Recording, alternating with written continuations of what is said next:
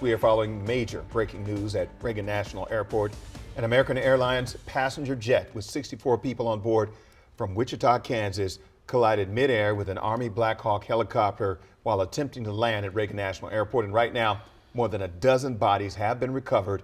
We have no reports of any survivors, but that's not stopping search efforts that are underway right now on the Potomac River. Randy Ayala joins us live from Washington Sailing Marina with an update on where things stand at this hour. Good morning. Yeah, good morning to you, Wisdom. So the Potomac River here right behind me, we have a helicopter that's been circling since early this morning. Search and rescue efforts still underway. I want to point your attention there to all the flashing lights you see. That's where crews have been focusing their search efforts here this morning. You can also see that chopper circling the water here.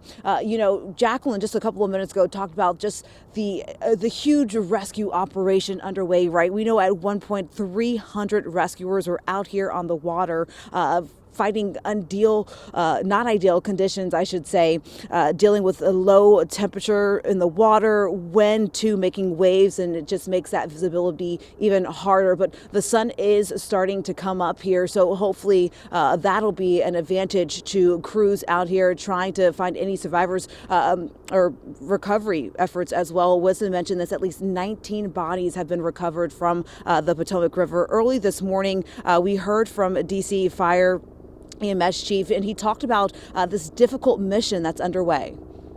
It's a highly complex operation. The conditions out there are extremely rough for the responders. It's cold. They're dealing with relatively windy conditions. Wind is hard out on the river. So they're out there working. We're doing everything we can to keep them safe.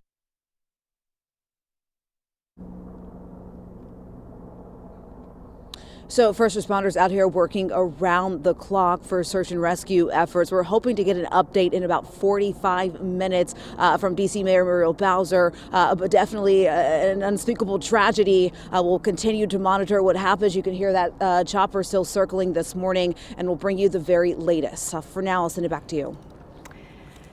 Randy Ayala, thank you. Let's check back in with our Jess Arnold now, live in the newsroom. Jess, good morning to you. It looks like we have a statement from the CEO with American Airlines this morning. Yeah, that's right, Annie. We know that American Airlines CEO Robert Isom is on his way here to D.C. Last night, he put out this video message. Let's take a listen.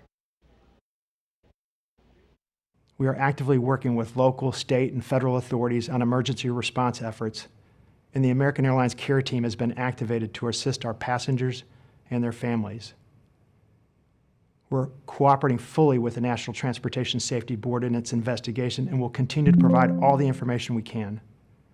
Our cooperation is without pause, and we want to learn everything we can about today's events. That work will take time, but anything we can do now, we're doing. And right now, that means focusing on taking care of all passengers and crew involved, as well as their families. Again, that was American Airlines CEO Robert Isom. He is heading to D.C. as part of this response to the devastating crash. We're going to work to catch up with Isom once he arrives in update. Annie.